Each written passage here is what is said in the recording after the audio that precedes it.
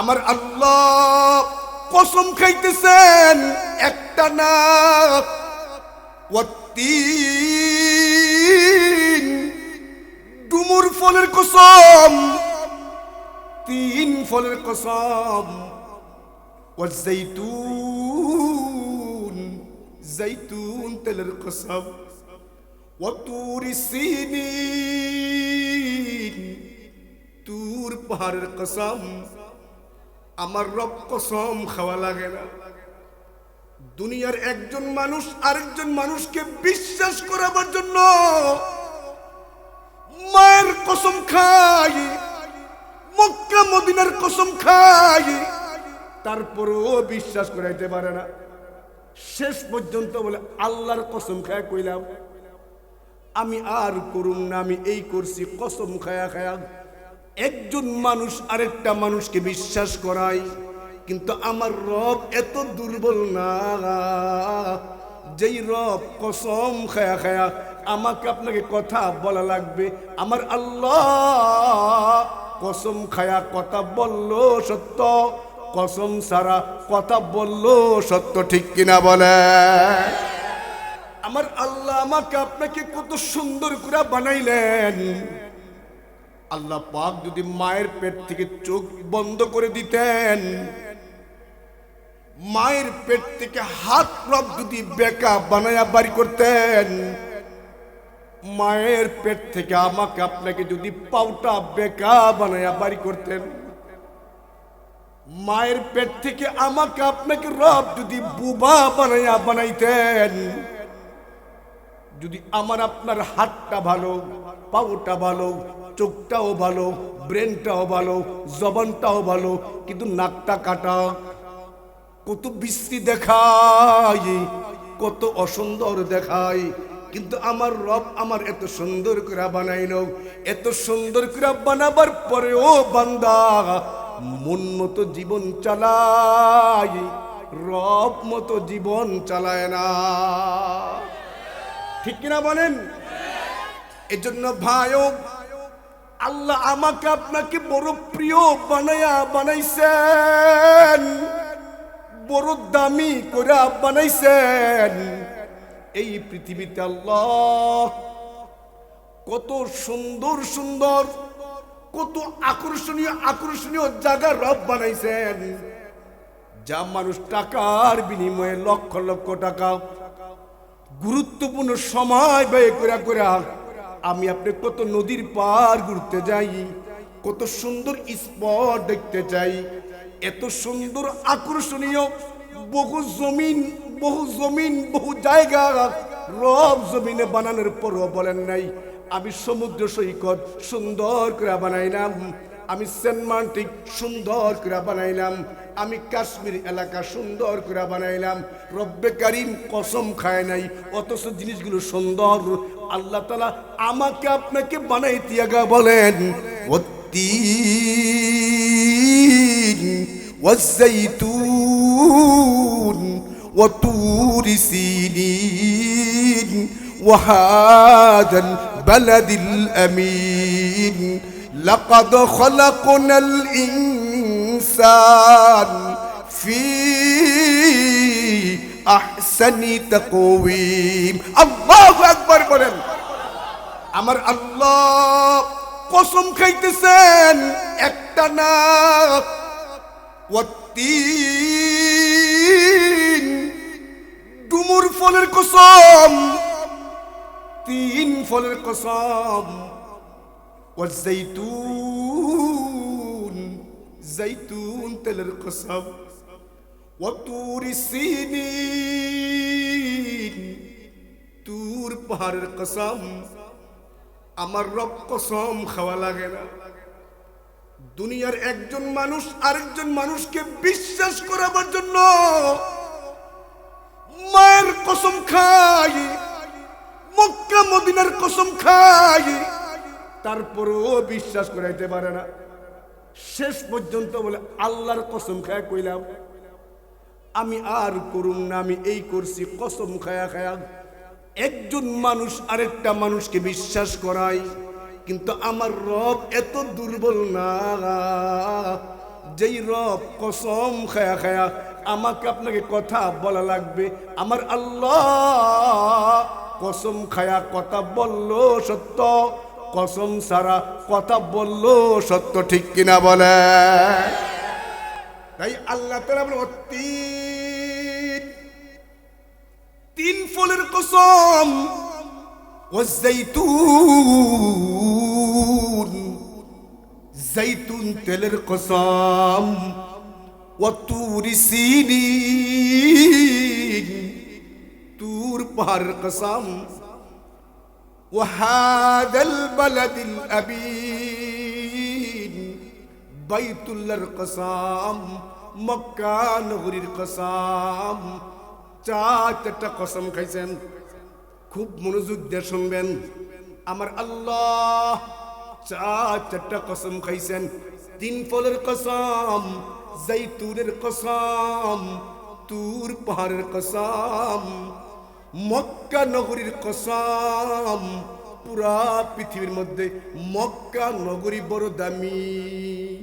খানায়ে কাবা কা মঞ্জির আয়ে খুদা দেখলা মুঝে, খানায়ে কাবা কা মঞ্জির আয়ে খুদা দেখলা মুঝে, খানায়ে কাবা কা মঞ্জির আয়ে খুদা দেখলা মুঝে, मक्का ओ शहरे मदीना देखने को दे मुझे, मक्का ओ शहरे मदीना देखने को दे मुझे, शौक आतिश से तड़पता हो सदा मैं बेकरार, शौक आतिश से तड़पता हो सदा मैं बेकरार, हाजिरी शहरे मदीना, हाजिरी शहरे मदीना कब नसीब हो मुझे। আল্লাহু আকবার বলেন। এই পৃথিবীর কোন জায়গা দেখার লাগে বান্দা কান্দে না। সমুদ্র সৈকত দেখতে কক্সবাজার যায় কিন্তু দেখতে কান্দে না। কাশ্মীরি মানুষ দেখতে যায় কিন্তু কান্দে না। বাইতুল্লাহ টাকা যাওয়ার টাকা নাই, এরপরও কান্দা বন্ধ হয় না। আল্লাহ তাআলা বলেন তিন ফলের কসম, জাইতুন তেলের কসম, পবিত্র নগরীর কসম, তুর পাহাড়ের কসম, দামি দামি চারটা বস্তুর কসম খায়া আল্লাহ তাআলা বলেন লাকাদ খলাকনাল ইনসান ফি আহসানি তাকওয়িম। আল্লাহ বলেন চারটা কসম খায়া বলেন এই জমিনে যেই মানুষগুলো বানাইলাম, এই মানুষগুলো সৃষ্টি জগতের মধ্যে আমি আল্লাহ সব চাইতে সুন্দর করে বানাইলাম। জোরে বলেন না সুবহানাল্লাহ, আরো জোরে বলেন না সুবহানাল্লাহ। আমি যদিও কালো, আমি যদিও নাকটা খাটো, আমি যদিও বাটো, আমি যদিও লম্বা, আমি যদিও চিকনা, আমি যদিও মোটা, আমাকে সুন্দর করে বানাইছেন এই কথা বলছেন কে? আরো জোরে বলেন, আরো জোরে বলেন। আমাকে আপনাকে সুন্দর করে বানাইছেন কে? আল্লাহ বলেন সুন্দর মানুষ যদি আমার কথা মতো চলে, সুন্দর মানুষ যদি আমার কথা মতো চলে, সুন্দর মানুষগুলো আমার কথা মতো চলে, আল্লাহ তাআলা বলেন ওই মানুষগুলো এত দাম, এত দাম। জমিনে থাকা মানুষগুলো যদি আমি রবের মর্জি মতো চলে, চেহারা কালো হলেও সমস্যা নাই, ব্যান চালাইলেও সমস্যা নাই, ঠেলাওয়ালা হলেও সমস্যা নাই, দিন মজুর হলেও সমস্যা নাই, অশিক্ষিত হইলেও সমস্যা নাই, আলেম হইলেও সমস্যা নাই, দিন মজুর হলেও সমস্যা নাই, উড়ে ঘুরে ঘুমাই তা তো সমস্যা নাই, অট্টালিকায় ঘুমাই তাতেও সমস্যা নাই। যদি বান্দাটা আমি রবের মর্জি মতো চোখটা চালাই, আমি রবের মর্জি মতো হাতটা চালাই, আমি রবের মর্জি মতো পাওটা চালাই, আমি রবের মর্জি মতো জবানটা চালাই, আমি রবের মর্জি মতো চিন্তা চেতনা চালাই, রব্বে কারিম বলেন এই বান্দাটা থাকবে জমিনে, তার সব কিছু কালো, একবারে বাটো, অভাব শেষ নাই, অর্থ সম্পদ নাই, কিচ্ছু নাই, কিন্তু হাত আমার হুকুম ছাড়া লড়ে না, চোখ আমার হুকুম ছাড়া লড়ে না, পাও আমার হুকুম ছাড়া চালায় না, চিন্তা চেতনা আমার হুকুম ছাড়া চালায় না। রব্বে কারিম বলেন ওই লোকটার দাম আসমান জমিনের দামি দামি ফেরেশতার চাইতেও বেশি। আরো জোরে বলেন না সুবহানাল্লাহ। এদের হলো আখিরাতের চিন্তা, আখিরাতের চিন্তা। আমাদের তো আখিরাতের চিন্তা নাই। আমরা মনে করি দুনিয়াতে সংসার করলাম, ঘরটা চালাইলাম, ছেলেগুলোকে কোনো মতে লেখাপড়া করাইয়া বিদেশ পাঠাইতে পারলাম, বা বাংলাদেশে কোনো একটা চাকরি দিয়া টাকা পয়সা ইনকাম করা, বাড়িঘর করা, বাস সুখে শান্তিতে আছি, মনে করি এটাই জীবন। আমরা কি এটাই জীবন? জোরে বলেন। এই জীবন জীবন না। এই জীবনের এই জীবন পাড়ি দিয়ে, এই ক্ষুদ্র একটা জীবন পাড়ি দিয়ে, মৃত্যু নামক দুয়ার দিয়ে অন্ধকার কবরে ডুবতে দেরি, অনন্তকালের জীবন শুরু হতে দেরি না। ওটাই হলো আসল জীবন, ওটাই হলো আসল জীবন। সাইয়েদনা ওমর রাদিয়াল্লাহু তাআলা আনহু, উনার ঘটনা লেখা খলিফাতুল মুসলিমিন আবু বকর, উনার খেলাফত চলছে। মুসলিম ইতিহাসের আল্লাহর নবীর পর খলিফাতুল মুসলিমিন আবু বকর পৃথিবীর শ্রেষ্ঠ একজন মানুষ, উনি তখন খলিফা। উনার খেলাফত কালে অনেকে পাশে কথা বলতেছেন, কথা বলা যাবে না, খুব অনুরোধ, খুব সাবধান। এখানে কথা হচ্ছে কার? জোরে বলেন। তো আল্লাহর কথা বলা হচ্ছে, নবীর কথা বলা হচ্ছে। এই মজমার ভিডিও আল্লাহ পাক কুদরতি ভাবে ফেরেশতার মাধ্যমে করছেন কিনা বলেন। তো এখানে মজমা আদব নাই ভাই, কি বলেন? নাই। এই মিয়া একটা বল 24 জন প্লেয়ার লাঠালাঠি করে, আদব আছে? আদব নাই। ফুটবল খেলা আদব নাই। যদি উল্টা পাল্টা করে রেফারি লাল কার্ড দেখায় দেয়, কথা কন না কেন?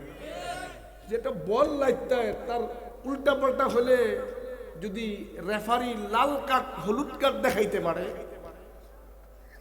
জনসম্মুখে খেলার মাঠ থেকে বের করে দেয়, যেখানে আল্লাহ এবং আল্লাহর নবীর কথা হচ্ছে, এই মজমার কি কোনো আদব নাই?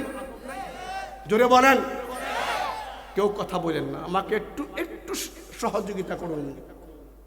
আপনার কোনো আচরণে আমার চোখে নজরে পড়লে এই ব্রেনে এফেক্ট সমস্যা হয়, কথা হারিয়ে যায়, এটা কেউ ডিস্টার্ব করেন না। সাইয়েদনা আবু বকরের খেলাফত চলছে। ওই খেলাফতকালে সিস্টেম ছিল, একটি খাতার মধ্যে ওনার তৎকালীন সময়ে কোন কোন মানুষগুলো দুর্বল, নিজের কাজ নিজে করতে পারে না, শারীরিক দুর্বল, এই দুর্বল মানুষগুলো লিস্টে করা ছিল। যেমন আমাদের এলাকায় যখন চেয়ারম্যান মেম্বারদের কাছে যেমন টাকা বা সরকারি কোনো জিনিস আসে, রিলিফ আসে, রিলিফ, তখন গ্রাম পুলিশ দিয়া মেম্বার সাহেব লিস্টি বানায়, ঠিক কিনা বলেন? ঠিক খলিফাতুল মুসলিমিন আবু বকর উনার খেলাফত কালে উনি একটি রেজিস্টার খাতা বানাইলেন। ওই খাতার মধ্যে ওনার এলাকায় ওই সময়কার দুর্বল মাজুর, নিজের কাম নিজে করবার পারে না, নিজের কাজ নিজে হাত দিয়া করবার পর দুর্বল, এই দুর্বল লোকদের লিস্টটি লেখা হইতো। ওই দুর্বল লোকদেরকে কোন কোন সবল মানুষগুলো কাজ করে করে একরাম করবে, কাজ করে করে সহযোগিতা করবে, ওদের নাম সামনের সারিতে লেখা থাকতো। সবাই সুবহানাল্লাহ কইেন না, সবারই কইতে কইছি এমনি করে, আপনি উল্টা কোন দিয়ে আপনারা বলেন সুবহানাল্লাহ। আমাকে বদ অভ্যাস, খেলার মঞ্চে যে ওই যে কুড়ুমপুর খেলা হয়, উম্বুলপুর মাঠে খেলা হয়, যখন খেলা হয় বল দৌড়াতে দৌড়ে যখন একবারে গোলকিপারের কাছে যায় তখন মুরব্বীও লাফ দিয়ে ওঠে। কথা ঠিক না বেঠি? আপনার বুকে হাত দিয়ে কইবেন, এই যে গোলকিপার এই যে দৌড়াতে দৌড়াতে একবারে গোলকির কাছে বলটা নিয়ে গেল খেলোয়াড়, আপনার কইছে হাত দিয়া এই চিল্লাদেন কইছিল, তখন চিল্লান। ওই জায়গায় চিল্লাইতে বলে না, দাদাও লাফ দিয়া উঠে। আর এ সকল দ্বীনি মজমায় তাকবীর দিলে, স্লোগান দিলে বহু লাভ। এর মধ্যে আরেকটা লাভ হলো, যেই জমিনে যেই এলাকায় নারে তাকবীর স্লোগান হয়, সুবহানাল্লাহ স্লোগান হয়, নারে তাকবীর স্লোগান হয়, ওই এলাকায় শয়তান নাস্তিক মুরতাদ আস্তানা গাড়তে পারে না। কিন্তু ওই জায়গায় আইলে সুবহানাল্লাহ বাইরে হয় না, উল্টা গুতা দেওয়া লাগে, আরো জোরে কোন ঠিক কিনা বলেন? তো এই জন্য খলিফাতুল মুসলিমিন আবু বকর, ওনার খেলাফত চলছে আর খাতায় গরিবদের নাম লেখে, দুর্বলদের নাম লেখে। ওই নামের শুরুতে লেখা থাকে এই দুর্বলের সেবা কে করবে, উমর, তাও লেখা থাকে। খুব মনোযোগ দেন। এই জন্য ভাইয়েরা আমার, একদিন ওমর রাদিয়াল্লাহু তাআলা আনহু খলিফাতুল মুসলিমিন আবু বকরের খেলাফত কাল, ওই সময় সাইয়েদনা ওমর রাদিয়াল্লাহু তাআলা আনহু ওই রেজিস্টার খাতা ঘাটতেছেন। ঘাটতে ঘাটতে একদিন সকালবেলা এক মহিলার নাম পাইলেন। ওই মহিলা বড় মাজুর, নিজের কাম নিজে করবার পারেন না। ওই নামটা বের করলেন। ওই মহিলার সেবা কে করবে, সামনে তার নাম লেখা নাই। তাই সাইয়েদনা ওমর রাদিয়াল্লাহু তাআলা নিজে নির্বাচন করলেন তার সেবা করবেন। ফজরের নামাজ পড়ে বৃদ্ধা মহিলার বাড়িতে চলে যান। সাইয়েদনা ওমর মহিলাকে সালাম দিলেন। বৃদ্ধা মহিলা সালামের জবাব নিলেন। জবাবের পরে সাইয়েদনা ওমর বলে, মা, আমি আপনার খেদমত করতে আসছি।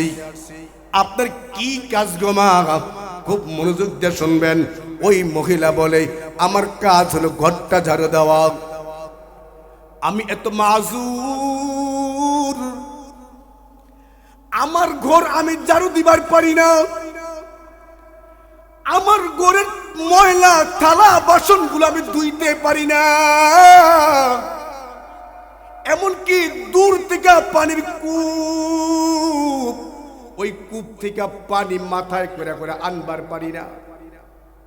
আমার পানিগুলো আইনা দেওয়া, ঘরটা ঝাড়ু দেওয়া, থালা বাসনগুলো মাইজা দেওয়া, এই হলো আমার কাজ। সাইয়েদনা ওমর বলে, মাগো, আমি আপনার কাজগুলো করতে আসছি, আপনি পর্দার আড়ালে চলে যান, আমি এই কাজগুলো করে দেই। এই কথা সাইয়েদনা ওমর বলতে দেরি ওই পর্দা আড়াল থেকে মহিলাটা বলে, না রে ওমর, আপনি আমার কাজের প্রয়োজন নাই। আপনি যে কাজগুলো করবেন, একটা যুবক আইসা আমার কাজগুলো পরিপূর্ণ করে দিয়ে এই মাত্র চলে গেছে। ওমর, আপনি আমার কাজ করার প্রয়োজন নাই। সাইয়েদনা ওমর আশ্চর্য হয়ে গেলেন। এই মহিলার কাজ কোন সবল পুরুষটা করবে, তার নাম লেখা নাই, কিন্তু কাজ করতে আসছে, কিন্তু নাম লেখা নাই। সাইয়েদনা ওমর জিজ্ঞেস, মা, ওই যুবকের নামটা কি? সাইয়েদনা ওমর যখন জিজ্ঞেস, মা গো, তার নামটা কি? ওই মহিলা পর্দা আড়াল থেকে বলে, ওমর, আমি তার নাম জিগাই নাই, যুবকটাও তার নাম বলে না। সাইয়েদনা ওমর আশ্চর্য হয়ে গেলেন।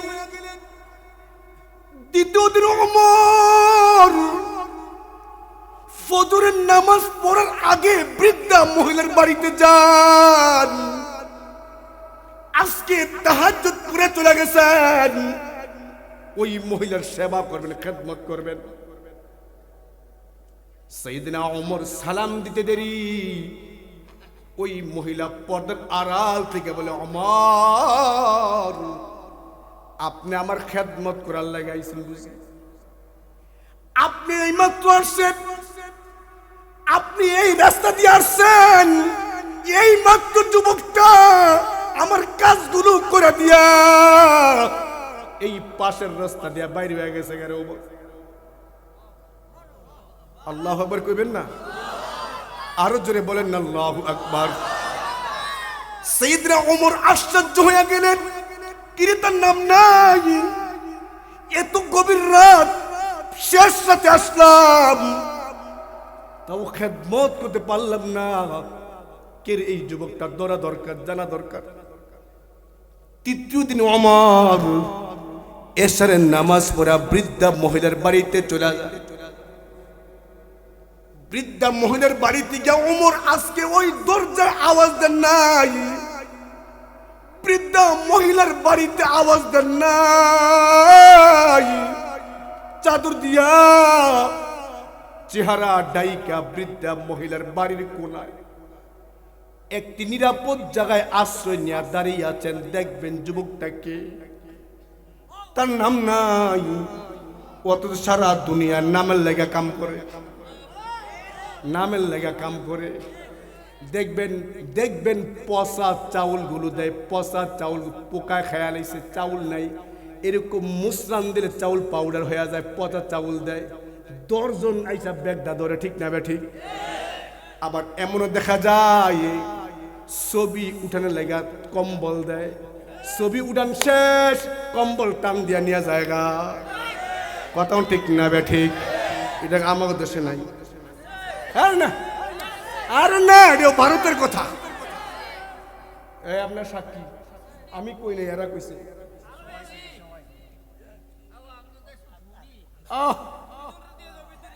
কপাল, কপাল, এই কপাল কোনদিন জোড়া লাবে না। রাজপথে আমাকে তোমাকে নাচায়, পিস্তলের সামনে আমার তোমার বুক পেতে দেয়, বৃষ্টি শীত মৌসুম আমাকে তোমাকে খাটায়, তাদের ঠিক করে বইলা লই মিয়া, আমাকে তোমাকে গাদার মতো খাটায়। ওই এমপির পোলা, মন্ত্রীর পোলা বিদেশে লেখাপড়া করে, তার ছেলে লাফায় না, তার ছেলে লাফায় না। খোদার কসম, আমার কথা মানেন বা না মানেন আপনারা, এই যে দেশে যত আন্দোলন হয়েছে, এখন আগেরটা যত হয়েছে, তথ্য নিয়ে দেখেন, আমার দেশের কোন এমপির ছেলে, মন্ত্রীর ছেলে একটাও মরে নাই। মরছে আমার আপনার মতো আবু সাইদ। কোন নেতার পিছনে দৌড়েন আপনারা মিয়া? হ্যাঁ, আমি অত বড় গ্রামের ছেলে, আমাকে তাল দিয়া দিয়া পেট্রোল ধরাইয়া জাতিকে পুড়াইয়া দেয়, মামলায় জীবন পর পচে, মন্ত্রীর ছেলে এসে গরমে ঘুমায়। এই নোংরা রাজনীতি বাংলার জমিনের হতে দেওয়া যায় না, ঠিক না? এখন শপথ নেন, এখন শপথ নেন। যদি এদেশের কোন মানুষ আপনাকে ভালোবাসে, যদি এদেশের কোন মানুষ আমাকে আপনাকে ভালোবাসে, খোদার কসম 1 নাম্বার ওলামায়ে কেরামরা আপনাদেরকে ভালোবাসে। আমাদের বিদেশে বাড়ি নেই, বিদেশে ব্যাংক অ্যাকাউন্ট নেই, আমাদের ছেলেমেয়ে বিদেশ বিয়া করাই না, আমাদের ছেলেমেয়ে বিদেশ যায় না, আমরা এদেশে থাকি, আমরা এদেশে পড়ি, আমাদের ছেলে মেয়ে এদেশে বিয়ে করাই, সব এ জীবন আপনাদের সাথে। হ্যাঁ, এটা ঠিক কইলেও ঠিক, না কইলেও ঠিক। সাইয়েদনা ওমর আশ্চর্য হয়ে গেলেন। তৃতীয় বৃদ্ধা মহিলার বাড়ির কোনায় আশ্রয় নিয়ে রইলেন। ওই যুবকটাকে বের করবেন, নাম তার লেখা নাই। তৃতীয় দিন ওমর রাত্রিবেলা তাকায়া দেখেন মদিনার একটা মানুষও জাগনা নাই। মদিনার প্রত্যেকটা রাস্তা নীরব হয়ে গেছে, একটা পাকপাখালিও ঘুমন্ত জাগ্রত নাই। এমনকি ঝিকঝিক যে পোকাগুলোর আওয়াজ নাই। পুরো মদিনা নিস্তব্ধ নীরব, প্রত্যেকটা ঘরে ঘুম আর ঘুম। এমন সময় গভীর রাত, সাইয়েদনা ওমর ওই ঘরের কোণা থেকে দেখতেছেন একটা যুবক চাদর চেহারা ঢাকা, একটা যুবক নীরব নিস্তব্ধ এলাকা পাড়ি দিয়ে হাঁটি হাঁটি পা পা করে বৃদ্ধা মহিলার দরজায় দাঁড়ায়া বৃদ্ধা মহিলাকে ডাক দিতে দেরি। এমন সময় ওই গোপন জায়গা থেকে ওমর বলে, মান আনতা, কে তুমি, কি তোমার পরিচয়? সাইয়েদনা ওমর বলে, আমি প্রশ্ন করতে দেরি এমন একটা জবাব পাইলাম, এমন জবাব আমি ওমর ওই মুহূর্তে শুনবো আমি ওমর কল্পনা করি নাই। আমি প্রশ্ন করতে দেরি, এমন সময় চাদরে ঢাকা চেহারার ভিতর থেকে আওয়াজ আসে, আনা আবু বকর, আমি আবু বকর। আমার এই ঘটনা উদ্দেশ্য না, সামনের কথা উদ্দেশ্য। ওই মুহূর্তে ওমর আবু বকরকে বলে, আবু বকর, আপনি একটা রাষ্ট্রপ্রধান, আপনি বুঝি এই মহিলার গরজার ওজনে এসে প্রত্যেক দিন, আপনি একটা রাষ্ট্রপ্রধান, আপনার ইমামতিতে মদিনার মসজিদে নামাজ হয়, আপনি বুঝি বৃদ্ধা মহিলার থালা বাসন মাইজা দেন, আপনি বুঝি বৃদ্ধা মহিলার পানির মোশক মাথায় করে করে পানি আইনা দেন। ওমর বলে, আবু বকর ভাই, এই নরমাল কাজটা আপনি না করে আমাদেরকে দিয়ে তো করাইতে পারেন। এই কাজটা আপনি না করে রাষ্ট্রের পিছনে সময় দিলে আমাদের কত না লাভ হইতো রে আবু বকর। আপনি নরমাল কাজটা করার লাগা এত গভীর রাতে আপনি কেন আসেন রে আবু বকর? খুব মনোযোগ দেন কথা, এখন মনোযোগ দেন। ওমর বলে, আবু বকর ভাই, আপনি বুঝি এই কাজটা করার লাগে এখানে কেন আসেন? এখানে আপনি কেন আসেন? এই কাজগুলো আমাদের বললে কি হয় না, আমরা করতে পারতাম। এই কথা বলার পর আবু বকর বলে, ওমর, তোমার যেমন আখিরাত আছে, তোমার যেমন সুয়াল জবাব আছে, তোমার যেমন মিজানের পাল্লায় আমলের ওজনের মাসআলা আছে, ওমর, আমি আবু বকর কি আখিরাত নাই রে? বলেন না আল্লাহু আকবার। রওজা আকদাস দেখা কর ইশক মে দে নওয়ার, রওজা আকদাস দেখা কর ইশক মে দে নওয়ার, مثل ابو بکر عمر عثمان علی یا رب মুঝে আল্লাহু আকবার বলেন। এই দেখেন আবু বকর আখিরাতের ভয়, কবরের ভয়, অথচ নবীকে কত ভালোবাসতেন, নবীকে চোখ দিয়া কতবার না দেখছেন। সেই সাইয়েদনা আবু বকর বলে, ওমর, আমার কি আখিরাতের ভয় নাই রে? আমি আমার মুরব্বী বাবাদের পায়ে হাত ধরে বলি, যদি আবু বকরের মতো লোক বলবার পারে আখিরাতের ভয়, তাহলে আমার আপনার অবস্থা হবেটা কি? আমি আপনি বুঝি দোকানে বসে বসে আড্ডা মারতে মারতে সময় কাটাইলাম, আমি আপনি দোকানের চায়ের দোকানে অনর্থক সময় দিয়া দিয়া কত গীবত শিকায়ত করলাম, নামাজ ছেড়া ছেড়া কত নাফরমানি করলাম, রোজা ছেড়া ছেড়া কত নাফরমানি করলাম। এই যে শাবানের চাঁদ দিতেছে, কত দামি মাস। আল্লাহর পয়গম্বর শাবান মাসে এত অধিক রোজা রাখতেন, অন্য কোন মাসে এত নফল রোজা রাখতেন না। অথচ আপনি নবীকে ভালোবাসেননি, লাভ দেওয়া দ্বারা হওয়া ভালোবাসি, নবীরে ভালো ঠিকই বাসি মুখে মুখে, বাস্তবে কলিজা দিয়া না। কথা কয় ঠিক না ঠিক?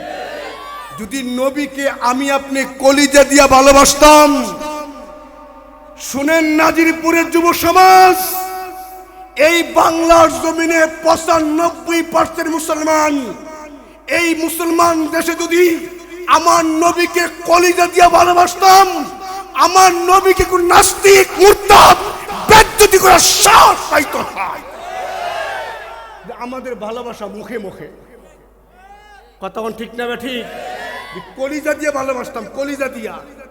নেতারে কলিজা দিয়ে ভালোবাসি, নেতারে কলিজা দিয়ে ভালোবাসি, নেতার প্রতীক কলিজা দিয়ে ভালোবাসি। তাই প্রতীকের পোস্টার ছিঁড়ে ফেললে বিচার হয়, নেতাকে গালি দিলে বিচার হয়, আমার নবীকে গালি দিলে বিচার কেন হয় না? ঠিক না ঠিক? এর দ্বারা বুঝায় নবীকে কলিজা দিয়ে ভালোবাসেন। বাস্তব জোরে বলে, বাস্তব না বাস্তব? কে মুখে মুখে ভালোবাসা না কলিজার ভালোবাসা? কলিজার ভালোবাসার দাম বেশি। তো আবু বকরের মতো ব্যক্তি বলে আমার আখিরাত, যিনি নবীকে দেখছেন, যিনি কোরআন নাজিল হওয়ার দৃশ্য দেখছেন, নবীকে কত মহব্বত করতেন, সেই আবু বকর বলে আমার আখিরাত, আমার আখিরাত। এই জন্য আমাদের আখিরাত ঠিক করা দরকার। কথা বলেন ঠিক না ঠিক? সুলতান মাহমুদ গজনবী রহমতুল্লাহ আলাইহি, ওনার এক খাদেম ছিল, ওনার এক গোলাম ছিল, নাম তার আয়াস। সুলতান মাহমুদ গজনবী রহমতুল্লাহ আলাইহি পুরা মন্ত্রী সবাই, প্রত্যেকটা মন্ত্রীকে যত পছন্দ করেন, যত ভালোবাসেন, সবচেয়ে বেশি সুলতান মাহমুদ গজনবী তার ওই আয়াজ নামক গোলামকে সবচেয়ে বেশি মহাব্বত করেন। মন্ত্রী সবাই বারবার বলে, আমরা মন্ত্রীরা জ্ঞানী বুদ্ধিমান, আমাদেরকে বাদশা এত পছন্দ করে না। সুলতান মাহমুদ গজনবী আয়াজকে বড় মহাব্বত করে। সুলতান মাহমুদ গজনবীকে শোনেন একটু, সুলতান মাহমুদ গজনবীর পরিচয় একটু দেই, তাহলে মজা পাইবেন কথাটা। সুলতান মাহমুদ গজনবী এত বড় চালাক বুদ্ধিমান, আশিক রাসূল। উনার রাষ্ট্র চালাইবার সময় পুরা ভারতে চুরি হয়, চুরি চিন্তাই বন্ধ নাই। রাতের বেলা চিন্তাই হয়, কোন এলাকা বাদ নাই। মনে আছে 2007 বা 8 দিকে, এর আগে 5 বা 6 দিকে আমাদের এলাকায় ডাকাতি হইতো, রাস্তা রাস্তা পাহারা দিত। যখন এরশাদ শিকদারকে হত্যা করার পর, ফাঁসি দেওয়ার পরে আমাদের এলাকার মানুষ আরামে ঘুমাইতে পারে নাই। কে মুরব্বীকে মনে নাই? আমার বাড়িতে বসন্তপুর, আমরা তখন কমপ্লেক্সের ছাত্র। তো এই রাস্তার মোড়ে মোড়ে মানুষ নিজের গ্রাম থেকে লোক দল বান্ধা বান্ধা রাত্রে পাহারা দিত। কি ভুলে গেছেন আপনারা? চিঠি দিত অমুক দিন আইতেছে, কিন্তু আমরা কি মনে পড়ে আপনাদের? এরকম সুলতান মাহমুদ গজনবীর এলাকায় ওনার ক্ষমতাকালীন সময় চুরি হয়। সরকারি ফোর্স সব লাগাইছে, ধরতে পারে, চোর ধরতে পারে না। আর্মি, বিডিআর সব ফোর্স ব্যর্থ। সুলতান মাহমুদ গজনবী নিজে দায়িত্ব নিয়েছেন যে আমি চোর ধরব, এটা আমার দাও, এটা আমি দেখি এখন কি করতে পারি। সুলতান মাহমুদ গজনবী রহমতুল্লাহ আলাইহি রাষ্ট্রের চোর ধরার লাগা নিজে ছদ্মবেশে রাত্রে বাইরে হইছে। এলাকা এলাকা ঘুরেন, চোর ধরবেন, ঘুরতেছেন। এক এলাকায় রাতের গভীরে গেছেন, একবারে স্বাভাবিক পোশাক, গ্রাম্য মানুষের সুরত নিয়ে রাতের গভীরে হাঁটতেছেন। এমন সময় দেখেন এক জায়গায় গাছতলায় কয়েকজন যুবক বসা, নীরব নিস্তব্ধ এলাকার মধ্যে যুবকরা রাতের গভীরে বসা। সুলতান মোহাম্মদ গজনবী বুঝতে পারছেন লোকগুলো ভালো না, চোর। উনি তাদেরকে ফলো করে করে আগাইতেছেন। গাছতলায় বসা চোরগুলো কয়, আমরা যেমন চুরি করতে পারিছি, ওই যে আমাকে সদস্য আরেকটা দেখা যায়, ও মনে আর লাগে আইছে। বস সুলতান মোহাম্মদ গজনবী স্বাভাবিক বেশে আগাইতে আগাইতে মজমার কাছে আইছেন। কথাবার্তার এক পর্যায়ে চারজন ওনাকে একা পায়া ধরে বলছে, এই করতে আইছেন? তোমরা যেই কাম করার লাগা বের হইছো, আমিও সেই কাম করার লাগা বের হইছি। চোরের দল বলে, ভয় নেই, আমাকে দলের লোক ভয় নাই, আমাকে পার্টির লোক ভয় নাই। এই কথা বলার পর চারজন ওনাকে বলে, একটু পরিচয় দরকার, একটু পরিচয় হওয়া দরকার। আপনিও চুরি করেন, আমরাও চুরি করি, আমাকে যোগ্যতা কি, আমাকে চোরের অভিজ্ঞতা কি, আপনার অভিজ্ঞতা কি? যদি টিকা যান আজকে আমাকে লগে নিম। সুলতান মোহাম্মদ গজনবী, তোমাদের পরিচয় বলো। একজন চোর দাঁড়ায় বলে, ভাই আমার যোগ্যতা হইল আমি যত গুটগুটে অন্ধকার, এই অন্ধকারে যারা একবার দেখি, আমি আলোতে গেলে দিনের আলোতে তারা দেখতে চিনি, এটা আমার যোগ্যতা। আমি গুটগুটি অন্ধকারে যারা একবার দেখি, দিনের বেলা তাকে দেখলেই চিনতে পারি। 2 নম্বর চোর দ্বারা বলে, ভাই আমার যোগ্যতা হইলো চুরি করতে গেলে কুকুর গেউ গেউ করে আওয়াজ দেয়। এই কুকুর গেউ গেউ করে কি বলে আমি বুঝি। 3 নম্বর চোর বলে, আমার যোগ্যতা হলো আমি যখন চুরি করবার যাই, কোন সিন্ধুকে টাকা, কোন সিন্ধুকে পয়সা, এমনকি সম্পদ কোথায় কি লুকায়া লুকায়া রাখে, তালা ভাঙন লাগে না। আমি নাক লাগালে বলবার পরে এখানে কি আছে, আমার নাকের গ্রান নিয়ে বলবার টাকা আছে, ভাঙবে না। বাইনা খালি পাই এমন না, আমি নাক লাগালে বলবার পারি টাকা না স্বর্ণ, আমি নাক লাগালে বলবার পারি এটা আমার যোগ্যতা।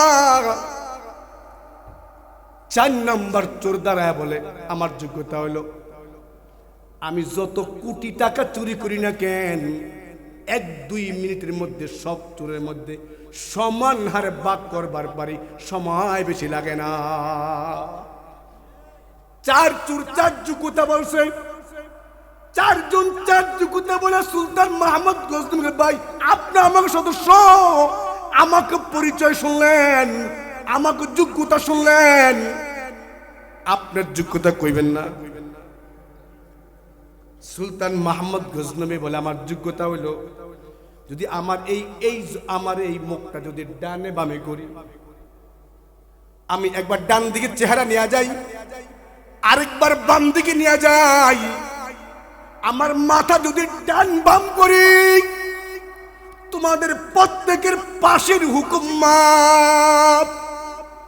আর যদি উপর নিচ করি, উপর নিচে মাথা ঝাঁকা দেই, তোমাদের পাশের রশিদ ঝুলে যাইব। 4 চোর কয়, আপনার আমাকে দরকার, আপনার কাছে এমন এক যোগ্যতা আছে, আমরা ধরা খায়া গেলে সাবধান দুস্থ, মাথা উপর নিচ করো না, ডান বাম করবা। বাস পরিচয় হয়ে গেছে গা, বন্ধুত্ব হয়ে গেছে। এখন চোরের দল কয়, আজকে চুরি কোন জায়গায় করবা, করা পাহারা চলতে আসছে।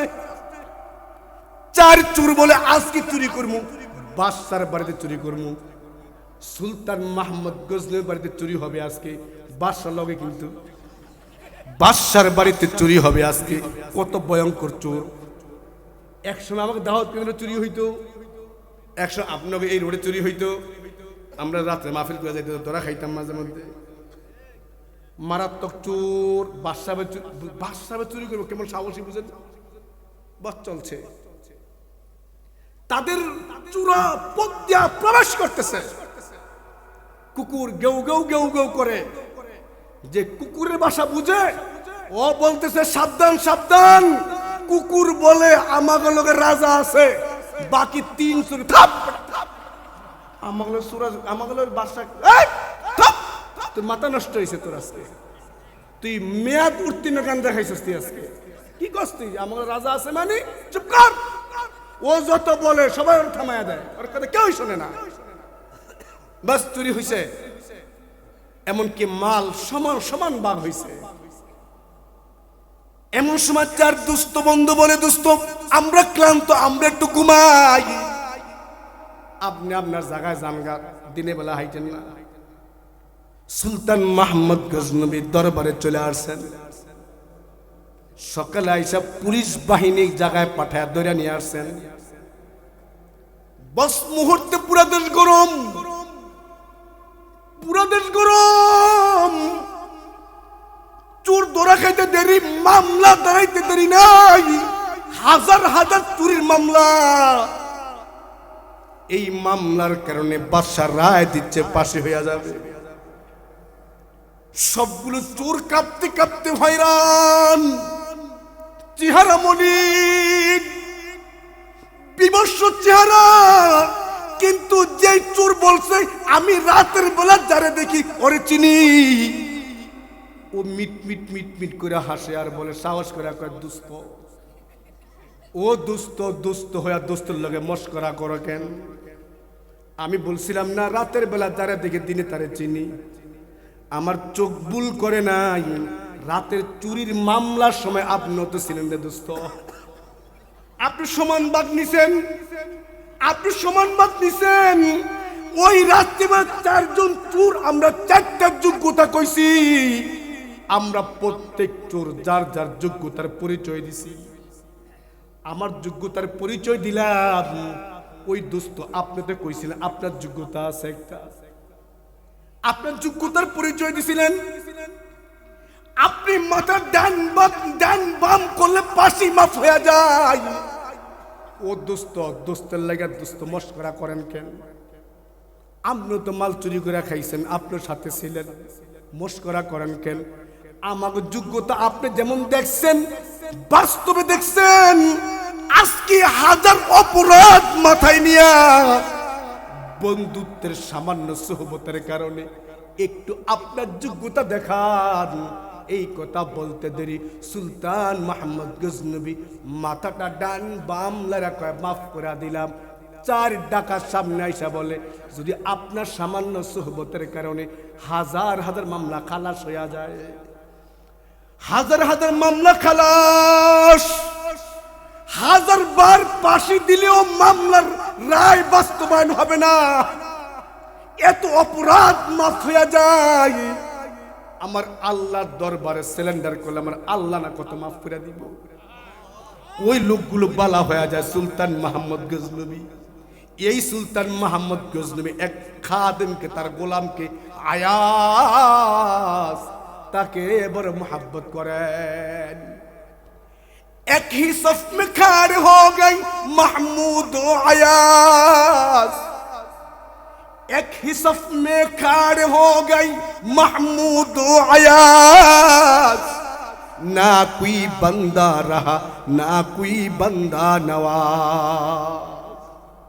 সুলতান মাহমুদ গজনবী নিজের গোলামকে পাশে নিয়ে নামাজ পড়তেন। কোন গোলাম আর মনিবের ভেদাভেদ নাই। এই সুলতান মাহমুদ গজনবী আয়াসকে বড় মহাব্বত করেন। মন্ত্রীদের পছন্দ হয় না, মন্ত্রীরা বারবার কানাঘোষা করে, বাদশা আমাদের চোখে দেখে না, আমাদের জ্ঞান বুদ্ধি শেষ নাই, আমাদের পাশে না রাইখা এই গোলামকে পাশে রাখে কে? কানাঘোষা করে। সুলতান মাহমুদ গজনবী বুঝতে পারছেন ওরা কানাঘোষা করে, তো এদেরকে ধমক দিলে কাজ হবে না, কানাঘোষা করো না বললে কাজ হবে না, এদেরকে প্র্যাকটিক্যাল দেখাইতে হবে। সুলতান মাহমুদ গজনবী পুরা মন্ত্রিসভাকে ডাকছেন, ডাইকা একটা প্রসিদ্ধ তিতা ফল সামনে আনছেন। সবাই জানে ফলটা তিতা। এই তিতা ফলটা বাচ্চা নিজ হাতে কাইটা কাইটা টুকরা টুকরা করে এক একটা মন্ত্রীকে এক এক পিস খাইতে দিছেন। তুমি এই পিসটা খাও, তুমি এই পিসটা খাও। এক একটা মন্ত্রী ওই ফলটা মুখে দেয়, চেহারা কালো করে লাই, এক দুই কামড় দিয়া হাতে মুঠ করে বসে রয়। তো তৃপ্তি না, কেউ কেউ গোপনে গোপনে পরস্পরে কানাঘোষা করে। বাদশা বুঝি আর ফল দেখছেন, খাইবার দিছে নাকি, কত কানাঘোষা করে। যখন এই তিতা ফলটার একটা টুকরা আয়াজকে দিছে, আয়াজ তিতা ফলের টুকরাটা পায়া চাবায়া চাবায়া আনন্দের সাথে হাসতে হাসতে চিবায়া চিবায়া খায়। বাদশা তখন জিজ্ঞাসা, কিরে আয়াজ? প্রত্যেকটা মন্ত্রীর চেহারা কালা, সবাই অসন্তুষ্ট সাপ। আমি তিতা ফল কেন খাইতে দিলাম? আমি তাদেরকে তিতা ফল কেন খাইতে দিলাম? প্রত্যেকটা মন্ত্রী, প্রত্যেকটা এমপি চেহারা বড় কালো, আমি কেন তাদেরকে তিতা ফল খাইতে দিলাম? সবাই ঘৃণা করতেছে, সবাই তুচ্ছ করতেছে। ওরে আয়াস, তোর কি তিতা ফল তিতা লাগে না? তুই যে তিতা ফলটা মিষ্টির মতো চাবায়া চাবায়া খাইতেছস। তখন আয়াস বলে, বাদশা, এই দরবারে আপনি জীবন ভর কত রকমের মিষ্টি ফল খাইতে দিছেন। কত রকমের ফল আমরা খাইলাম, কত রকমের খাবার খাইলাম, কত নাজ নিয়ামত খাইলাম এই পুরা জিন্দেগির মধ্যে। আজকে আপনি মাত্র এক টুকরা তিতা ফল খাইতে দিছেন, এটা তো বেশি দেন নাই রে বাদশা। জীবন ভর সুস্থ রাখছে, খেয়াল করেন। জীবন ভর চোখটা ভালো, জীবন ভর স্বাস্থ্য ভালো, জীবন ভর ব্যবসায় উন্নতি, একবার ব্যবসায় লস।